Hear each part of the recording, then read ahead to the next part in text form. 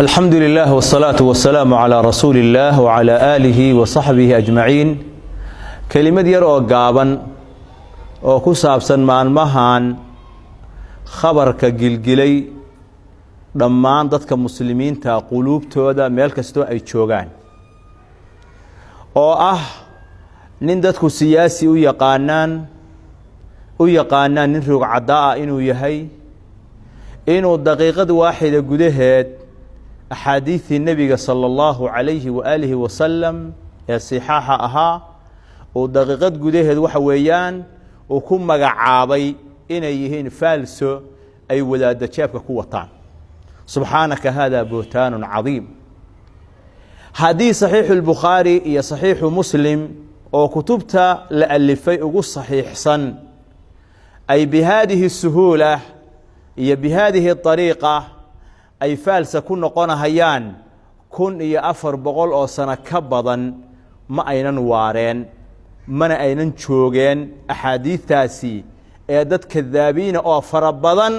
ayaa isku daya inay dumina waaye. walaalayaal khabarkaasi wuxuu tusinayaa ninka isaga ah ee waxa weeyaan madaxiisu ciraystay oo daada ah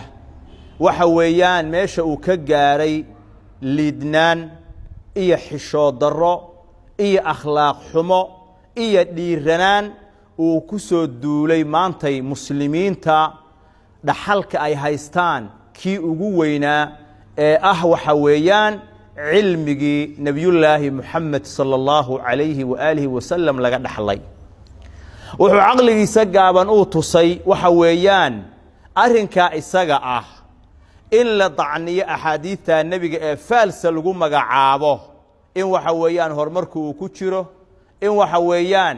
dumarkii la xaqiray oo la leeday maantana waxa weeyaan hormar ay gaarsiiyeen adduunka haween kaafiraad ah oo aad iyo aad u la cajabay intay wax maamulahayeen sida ay ahaayeen iyo waxa weeyaan dhaqankooda sidoo ugu taafuray.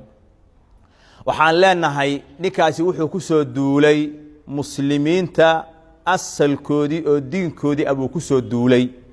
asaga iyo kuwa kale oo geedaha fooda ku haya oo fiirsanaya bal sida muslimiintu uga jawaab celiyaan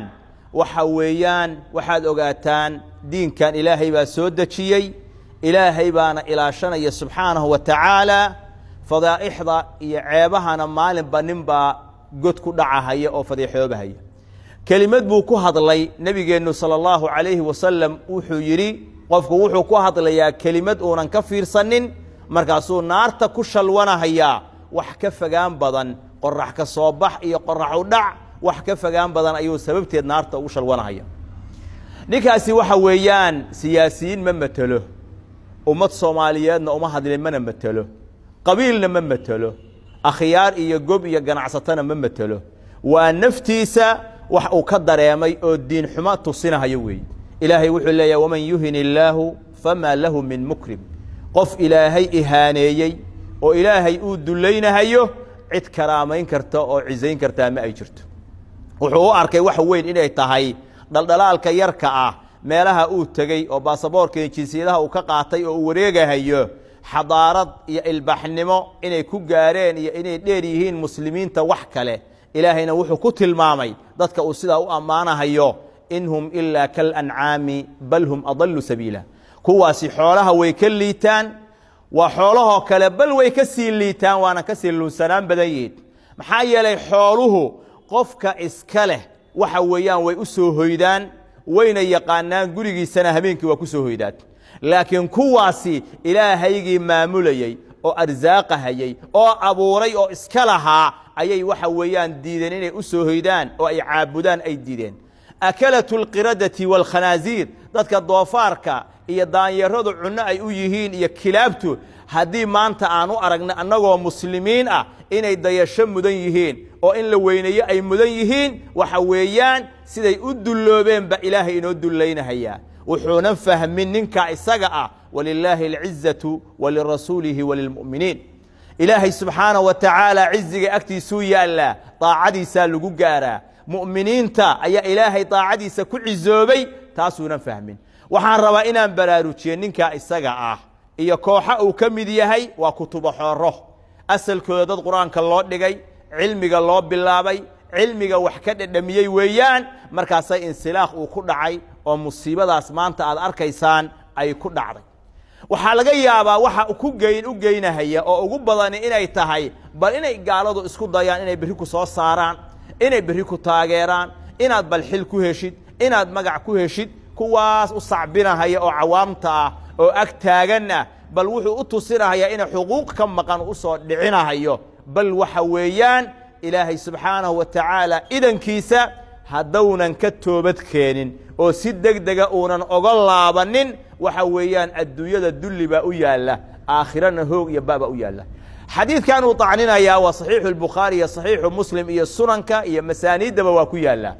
macaanidiisana ma uunan fahmin ahlucilmigiina ma uunan weydiinin nebi moxamed sala allahu calayhi wasalam xadiidka lafdi ahaanna asagaa ugu dhawaaqay macnaha xadiidkana nebigu asagaa fasiray markii la weydiiyey naaqisaatu caqlin wa diin waxuu nebigu sala allahu calayhi wasalam uu ku fasiray aayaddii qur'aanka ahayd oo ahayd haddii qof raga la waayo beddelkiisa laba dumar iyo markhaatiga ha buuxiyeen halkaasay tusinaysaa midda kale nuqsaanta diinkana waxa weeyaan haweenaydii oo caafimaad qabta soonkii iyo salaaddii tukanaysay ayaa xaalad ka mida xaaladaha ay ku imaanaysaa markaasay soonkii joojinaysaa waxa weeyaan salaaddiina ay joojinaysaa nuqsaantaas diinta oo ku timidna mid iyadu ay ku dembaabaysa ma aha ee waa mid ilaahay subxaanahu wa tacaala dumarka uu u sharciyeeyo u jideeyey weeye inaysan tukan oo aysan soomin